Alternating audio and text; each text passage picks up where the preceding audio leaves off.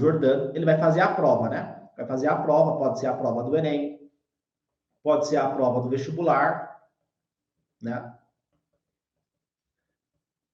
Para ele tentar aí competir por uma vaga em medicina, tá? Beleza, vamos pegar o Enem como exemplo. Então, lá no dia da prova do Enem, o que vai acontecer? Vamos pegar o Enem, são 180 questões, mais uma redação dividida em 2 dias, né? Então, no primeiro dia, ele vai fazer 90 questões, mais uma redação, em 5 horas e 30 minutos. E no segundo domingo, ele faz 90 questões, sendo 45 de matemática, 45 de natureza, em 5 horas, né? Então, tem essa alteração, tá? Beleza. E aí, ele vai fazer a prova. O que a prova vai cobrar do Jordano? Né? O que ela vai cobrar dele? Vai cobrar a capacidade de memorização dele, né? Muitas pessoas podem citar, não, a prova vai cobrar física, vai cobrar matemática, vai cobrar biologia, vai cobrar redação. Só que esse é um pensamento muito pequenininho. A prova, se a gente analisar do ponto de vista neurocientífico, né, que é o conteúdo que eu trago aqui para vocês, a prova ela vai cobrar a capacidade de memorização dele. Porque ele pode saber biologia, ele pode saber redação. Entretanto, todavia, contudo, se ele não lembrar da biologia, se ele não lembrar da redação, ele não vai passar em medicina. Todo mundo concorda comigo? Vocês entenderam? Ele pode ter os melhores professores, ele pode ter o curso mais focado em Enem, mais focado no vestibular, ele pode ter tudo isso. As melhores apostilas, os melhores materiais, plataforma de questões, ele pode ter tudo isso, né? Só que se ele não lembrar desse conteúdo no dia da prova, ele não vai conseguir passar. Todo mundo entende esse raciocínio? Comentem para mim se vocês entendem esse raciocínio.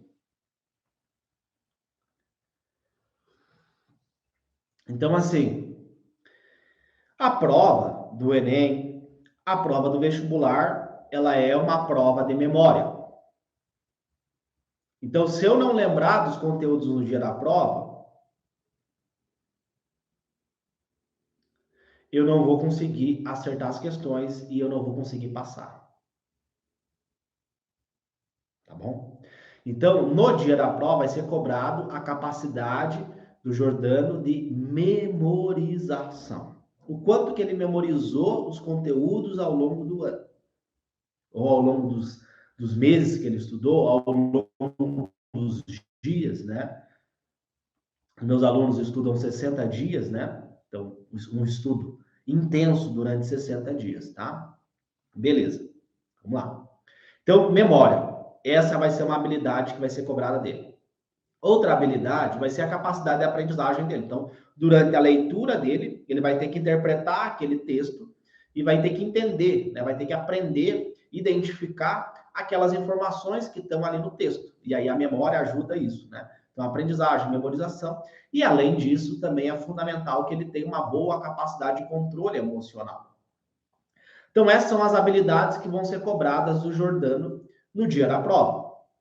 Vou dar um exemplo para vocês entenderem, né? Vamos sair do contexto vestibular, vamos para um outro contexto. Eu vou me preparar para correr uma maratona. Eu quero correr uma maratona. Então, durante a corrida, eu vou fazer o quê? Durante a maratona, eu vou fazer o quê? Eu vou correr, né? Então, vai ser exigido de mim a minha capacidade cardiopulmonar. Eu tenho uma boa capacidade cardiopulmonar para me correr durante 10 quilômetros, durante 20 quilômetros, né? Vai ser cobrado isso de mim.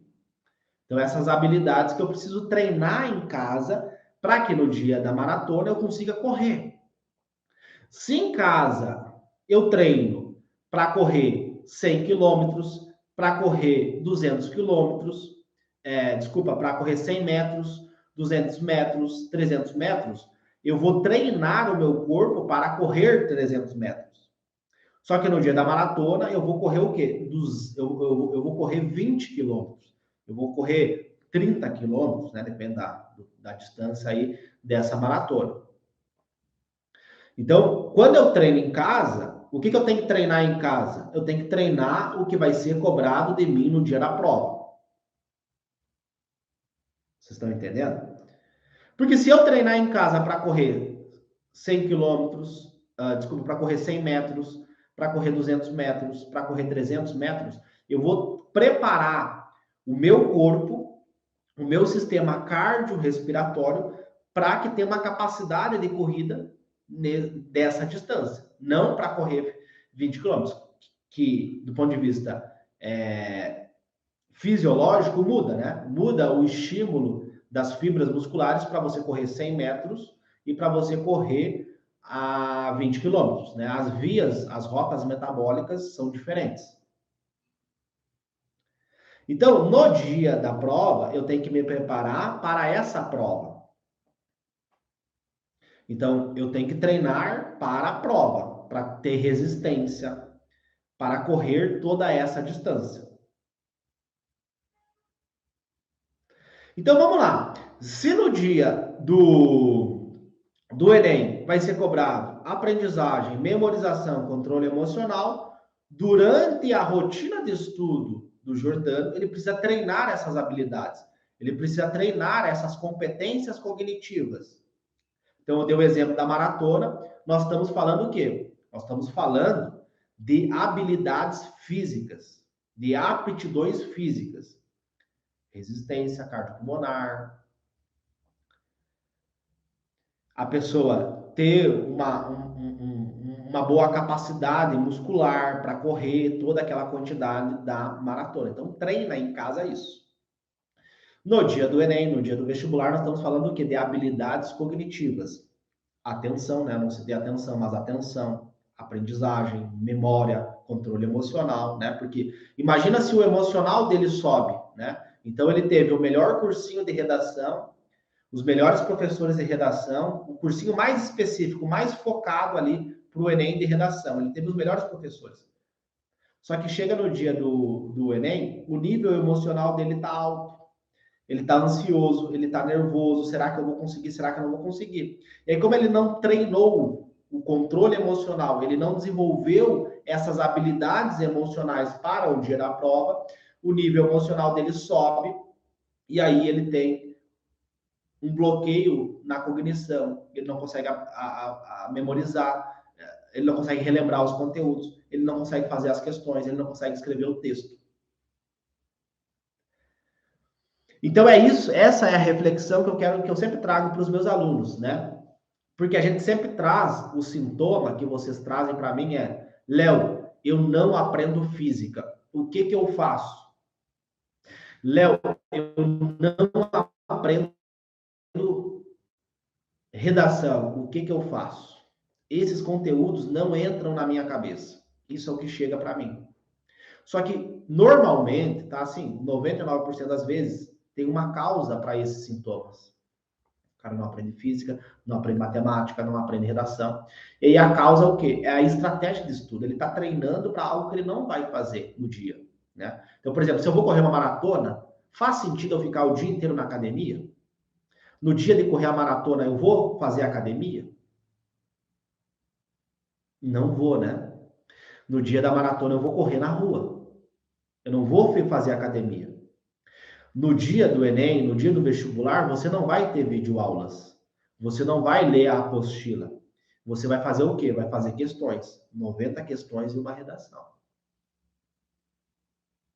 Então, a pergunta, a reflexão é: como que você vai se preparar para fazer a prova que vai decidir o futuro da sua vida e o futuro da sua família? Porque uma aprovação em medicina é o passaporte para você mudar de vida, para você ter uma remuneração melhor, para você ter um diploma, para você poder ajudar a sua família. Eu conversei com um aluno meu que foi aprovado em medicina e eu perguntei para ele, cara, qual que era a tua grande motivação? Pô, Léo, a minha grande motivação é eu virar médico, ser o primeiro médico da minha família e dar uma casa melhor para os meus pais. Essa era a motivação da pessoa. Então você vai fazer a prova que vai decidir o futuro da sua vida.